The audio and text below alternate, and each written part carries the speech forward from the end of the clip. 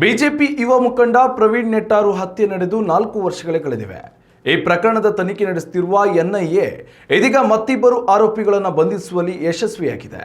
ಆಂಧ್ರಪ್ರದೇಶದ ಪೊಲೀಸರು ನೀಡಿದ ಮಾಹಿತಿ ಆಧರಿಸಿ ತಮಿಳುನಾಡು ಹಾಗೂ ಕೇರಳದಲ್ಲಿ ಜಂಟಿ ಕಾರ್ಯಾಚರಣೆ ನಡೆಸಿದ ಅಧಿಕಾರಿಗಳು ಕಳೆದ ವರ್ಷಗಳಿಂದ ತಲೆಮರೆಸಿಕೊಂಡು ತಿರುಗುತ್ತಿದ್ದ ಇಬ್ಬರನ್ನ ಬಂಧಿಸಿದ್ದಾರೆ.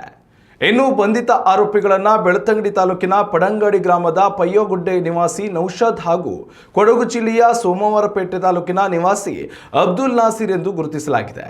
ಇವರಿಬ್ಬರು ಪ್ರವೀಣ್ ನೆಟ್ಟಾರು ಹತ್ಯೆಗೈದವರಿಗೆ ಆಶ್ರಯ ನೀಡಿದ ಆರೋಪ ಎದುರಿಸುತ್ತಿದ್ದರು. ಇವರಿಬ್ಬರ ವಿರುದ್ಧ ಈಗಾಗಲೇ ಚಾರ್ಜ್ ಶೀಟ್ ಕೂಡ ಸಲ್ಲಿಕೆಯಾಗಿತ್ತು. ಇವರಿಬ್ಬರು ನಿಷೇಧಿತ ಪಿಎಫ್ಐ ಸಂಘಟನೆಯ ಸದಸ್ಯರಾಗಿದ್ದರು ಎನ್ನಲಾಗಿದೆ.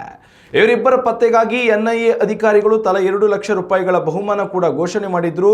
ಇನ್ನು ಬಂಧಿತ ಆರೋಪಿ ಅಬ್ದುಲ್ ನಾಸೀರ್ ಕೇರಳದ ಕೊಚ್ಚಿಯಲ್ಲಿ ತಲೆಮರೆಸಿಕೊಂಡು ಬದುಕುತ್ತಿದ್ದರೆ, ಮತ್ತೊಬ್ಬ ಆರೋಪಿ ನೌಷಾದ್ ನಕಲಿ ಗುರುತಿನೊಂದಿಗೆ ಜೀವನ ಸಾಗಿಸುತ್ತಿದ್ದ ಎನ್ನಲಾಗಿದೆ. ಬೆಂಗಳೂರಿನ ಎನ್ಐಎ ವಿಶೇಷ ನ್ಯಾಯಾಲಯವು ಇಬ್ಬರ ಪತ್ತೆಗಾಗಿ ಲುಕೌಟ್ ನೋಟಿಸ್ ಜಾರಿ ಮಾಡಿತ್ತು. ಸುಳಿವು ನೀಡಿದವರಿಗೆ 4 ಲಕ್ಷ ರೂಪಾಯಿಗಳ ಬಹುಮಾನ ನೀಡುವುದಾಗಿ ಘೋಷಿಸಿತ್ತು. ಕಳೆದ 1 ವಾರದಿಂದ ಬೆಳ್ತಂಗಡಿಯಲ್ಲೇ ಬೀಡು ಬಿಟ್ಟಿದ್ದ ಎನ್ಐಎ ಅಧಿಕಾರಿಗಳು ನೌಷಾದ್ನ ಸ್ಥಳೀಯ ಸಂಪರ್ಕಗಳ ಬಗ್ಗೆ ಮಾಹಿತಿ ಕಲೆ ಹಾಕ್ತಿದ್ರು ಎನ್ನಲಾಗಿದೆ.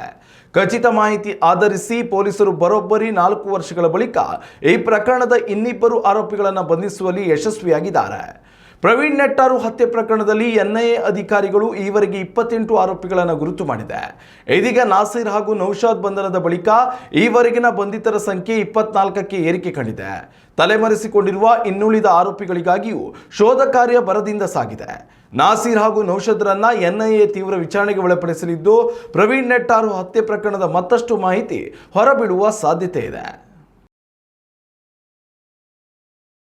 ಉತ್ತಮ ಸಂಸ್ಕಾರಯುತ ಶಿಕ್ಷಣದೊಂದಿಗೆ VSS English medium CBSE school Udupi Muddur.